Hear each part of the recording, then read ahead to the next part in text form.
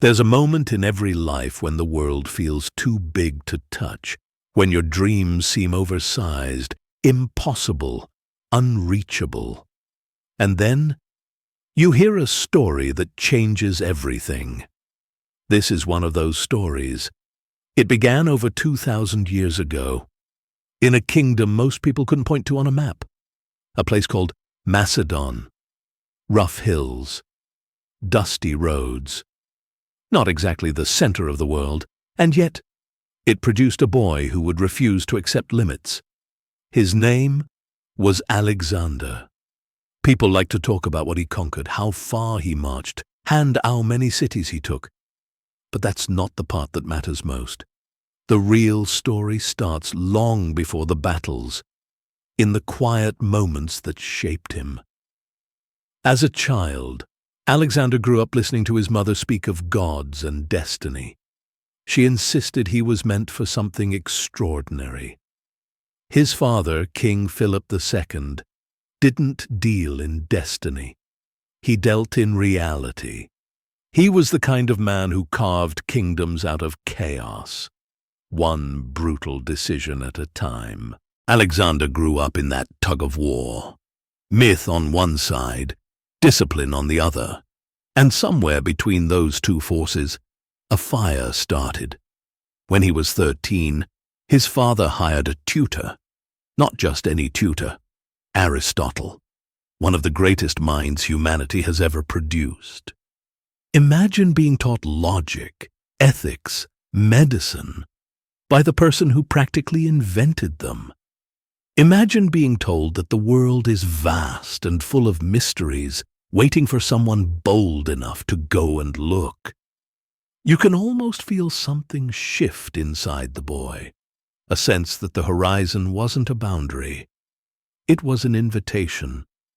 By 20, Alexander was king. By 22, he crossed the Hellespont into Asia with an army that trusted him more than they trusted their own doubts. And here's the part we forget. He didn't lead them with promises of gold or glory. He led them with belief, his belief, that they could do what every expert, every scholar, every older, wiser man said was impossible. Take the battle of Issus. Darius III, the king of Persia, arrived with an army so huge that ancient writers struggled to count the numbers. Alexander had a fraction of that. Any reasonable person would have retreated. He didn't. He angled his cavalry toward the Persian center like a lightning strike and shattered it. Historians still can't fully explain how, but people who understood him said the same thing. Alexander moved like a man who had already decided the outcome, and when a leader carries that kind of certainty, everyone around him feels it. There's another moment, quieter, easily missed, but revealing. In Egypt, when he visited the Oracle of Siwa, the priests greeted him as son of Zeus. Whether he believed it or not doesn't matter. What matters is this: a young man, thousands of miles from home, standing alone in a desert, hearing someone tell him he is meant for greatness. You can see why he kept marching. Because greatness, once whispered to you, becomes a weight you're afraid to drop. He marched through heat that melted metal, across plains where the wind never stopped, into lands his men never even knew existed. He rode toward the edge of the map because he couldn't imagine stopping.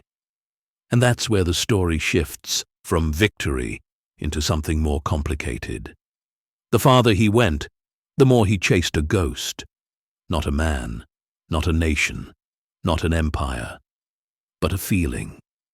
That if he just went 1 mile farther, climbed one more ridge, crossed one more river, he'd finally reach the place where a dream becomes complete. But dreams don't end like that. They move the moment you touch them. In India, at the Hyphasis River, his men refused to go any farther. They were tired, broken, homesick. They wanted life more than legacy. And for the first time, Alexander couldn't bend the world to his will. He turned back, victorious, yes, but changed. There's a strange silence in the final year of his life, a kind of restless searching. He had conquered more than any man before him, but he couldn't conquer the one thing none of us can escape: time. When he died, in Babylon, at 32 years old, his generals panicked. They asked him who should inherit the empire, and he gave an answer only someone like him would give: to the strongest. Not because strength was everything to him, but because he knew one truth most leaders never admit. You don't get to choose how your story is carried. You only choose how you live it.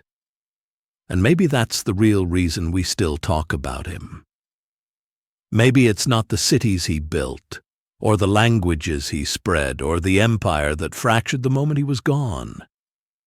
Maybe it's because he lived the question we all carry. How far could we go if we stopped letting our fears choose the boundaries? History paints him as a conqueror, but the deeper you look, the more you see something else.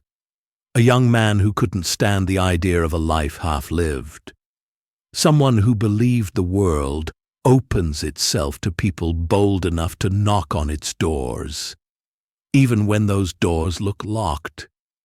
And that leaves a question hanging in the air, long after the dust of his story settles. If Alexander's story moved something in you, even a little, then don't let it fade when this video ends. Let it be the start of something.